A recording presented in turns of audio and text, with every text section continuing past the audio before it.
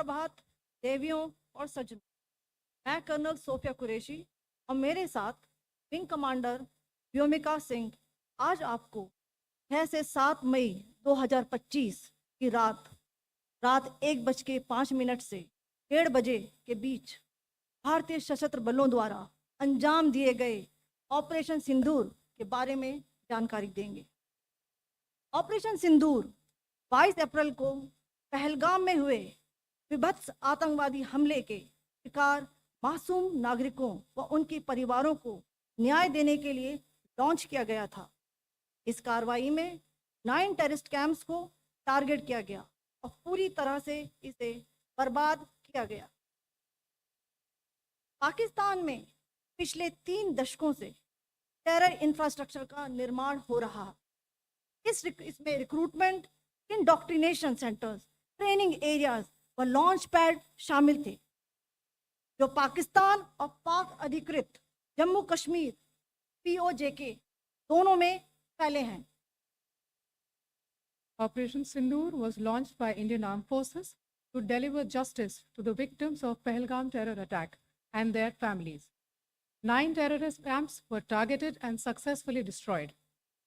Over the last 3 decades, Pakistan has systematically built terror infrastructure.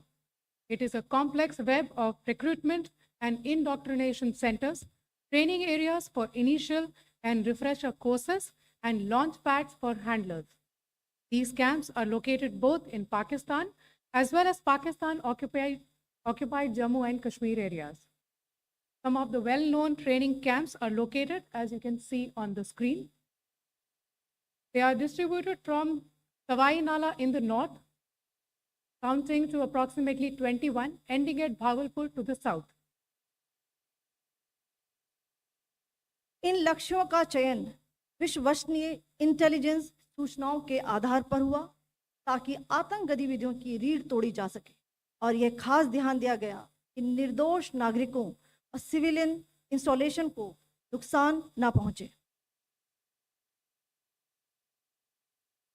The selection of these targets for Operation Sindoor was based on credible intelligence inputs and role of these facilities in perpetrating the terror activities.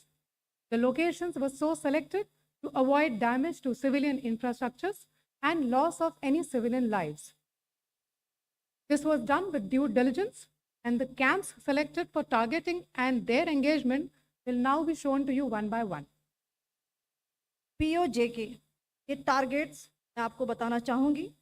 सबसे पहले सवाई नाला camp Muzaffarabad, जो कि POJK के line of control से 30 kilometre दूर है। यह एक लश्कर तोयबा का ट्रेनिंग सेंटर था। 20 अक्टूबर 2024 सोनमर्ग, 24 अक्टूबर 24 गुलमर्ग, 22 अप्रैल 2025 पहलगाम, इन हमलों के आतंकियों ने यहीं से प्रशिक्षण लिया था। सैयदना बिलाल कैंप जफराबाद, यह एक जैश ए मोहम्मद का स्टेजिंग एरिया है। यह हथियार, विस्फोटक और जंगल सर्वाइवल ट्रेनिंग का केंद्र भी था। गुलपुर कैंप कोटली, यह LOC से 30 किलोमीटर दूर था। लश्कर तोयबा का बेस था, जो रजौरी पुंछ में सक्रिय था। 20 अप्रैल 2023 को पुंछ में और 9 जून 2024 को तीर्थ यात्रियों के बस हमले में यहीं से आतंकी को ट्रेन किया गया था।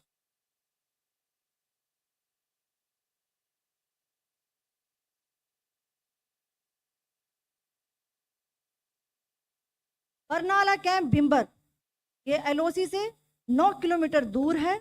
यहाँ पर हथियार हैंडलिंग, IED व जंगल सर्वाइवल का प्रशिक्षण केंद्र था। अब्बास कैंप कोटली,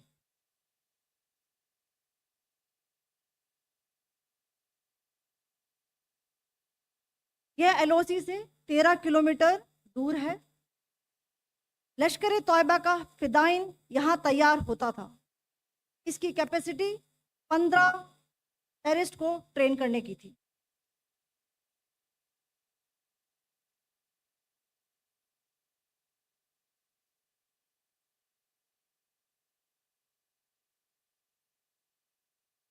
अब मैं पाकिस्तान के अंदर के टारगेट से अवगत कराना चाहूंगी। पहला, सर्जिकल कैंप सियालकोट। यह अंतर्राष्ट्रीय सीमा से 6 किलोमीटर की दूरी पर है, सांबा कठवा के सामने।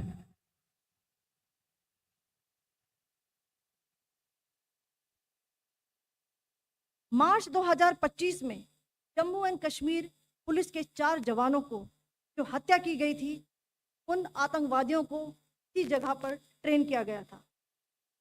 दूसरा, महमूना जाया कैंप सियालकोट। यह 18 से 12 किलोमीटर आईबी से दूर था। हिजबुल मुजाहिदीन का बहुत बड़ा कैंप था। ये कठुआ जम्मू क्षेत्र में आतंक फैलाने का नियंत्रण केंद्र था। पठानकोट एयरफोर्स बेस पर किया गया हमला भी इसी कैंप से प्लान और डायरेक्ट किया गया था। मरकज ताइबा मुरीद के, यह आईबी से 18 से 25 किलोमीटर दूरी पर है। 2008 के मुंबई हमले के आतंकी भी यहीं से प्रशिक्षित हुए थे। अजमल कसब और डेविड हेडली भी यहाँ ट्रेन हुए थे।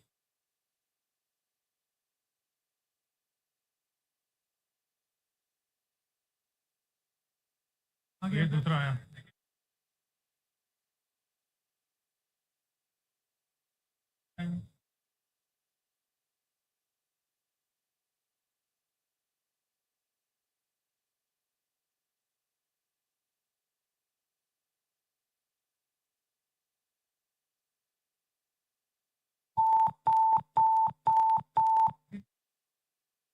एंक्लोजर सेम ही है, just hit the target.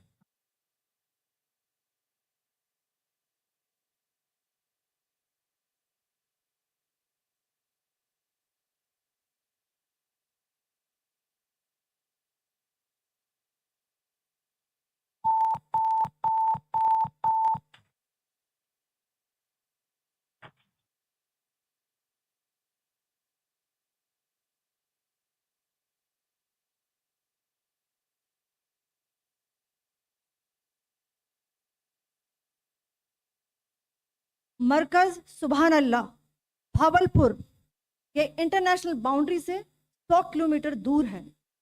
Jaish ए मोहम्मद का मुख्यालय था। यहाँ पर रिक्रूटमेंट, ट्रेनिंग व इंडोक्ट्रिनेशन का केंद्र भी था। शीर्ष आतंकी अक्सर यहाँ आते थे। मैं आप सबको बताना चाहती हूँ कि किसी भी सैन्य ठिकाने का निशाना नहीं बनाया गया और अभी तक किसी तरह की नागरिक क्षति की रिपोर्ट नहीं है। धन्यवाद। जय Hind. The strike on the terror camps were undertaken through precision capability, as shown to you